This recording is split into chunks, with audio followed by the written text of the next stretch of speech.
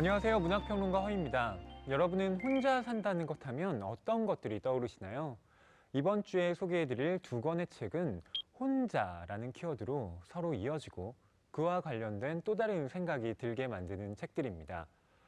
먼저 소개해드릴 국내 신간 도서는 혼자 사는 사람, 1인 가구라면 공감할 에세이, 홍인혜 작가의 혼자일 것, 행복할 것입니다. 루나파크라는 만화와 캐릭터로 유명한 작가의 혼자 살기에 대한 기록들을 담고 있는 책인데요. 이 책은 독립생활의 낭만을 부각하는 책만은 아닙니다.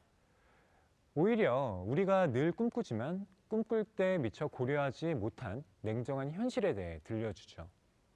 로맨틱 영화에 나올 법한 집을 구하고 싶은 마음과 오로지 내가 가진 예산 안에서 이 집을 구해야 하는 현실의 괴리를 기록한 부분이 특히 그렇습니다. 마음에 드는 집은 내가 가진 예산보다 항상 터무니없이 비싸죠. 집을 구하러 다녀본 적이 있는 분들이라면 그날의 고됨과 서글픔이 떠오르지 않을까 싶은데요. 그토록 원하던 독립생활 첫날, 혼자 잠드는 첫날 밤의 기분은 이 세상에 홀로 남겨진 것 같은, 외톨이가 된 것 같은 느낌이라 의아하고 당황스러웠다면서 작가는 이렇게 쓰고 있습니다. 혼자가 되자마자 본격 독립생활 시작이라는 축포가 팡 터질 줄 알았더니 웬걸 은하계에 혼자 남겨진 기분이 됐다. 제 발로 집을 나선 주제에 웃기는 감정이었다. 지상에서 가장 포근해야 할 나의 공간이 실은 지상에서 가장 낯선 공간이었다. 혼자일 것, 행복할 것은 이렇게 1인 가구로 살아가는 이들이 뼈저리게 느낄 만한 에피소드로 환상과 현실의 낙차를 선명하게 보여줍니다.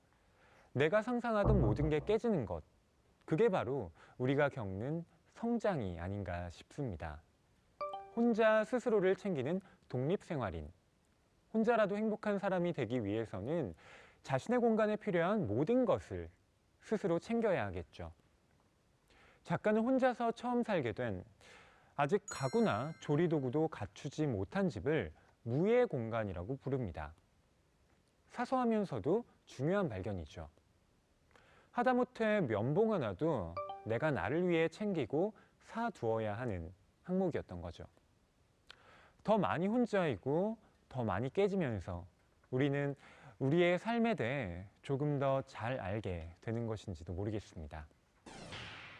혼자 사는 삶은 곧 혼자 죽는 일에 대한 예고일 겁니다. 혼자 산다는 것에 대해서는 이야기를 많이 하지만 혼자 사는 생활 끝에 혼자 맞이하는 죽음이 있다는 건 별로 이야기하지 않는 것도 좀 이상하죠. 이제 한국 예능이나 드라마, 소설은 혼자인 주인공들을 주목합니다. 혼밥, 혼술 같은 신조어도 생겨났죠. 그런데 이 모든 관심은 오직 청년들에게만 한정되어 있습니다. 독거노인과 고독사에 대한 이야기는 잘 언급되지 않죠.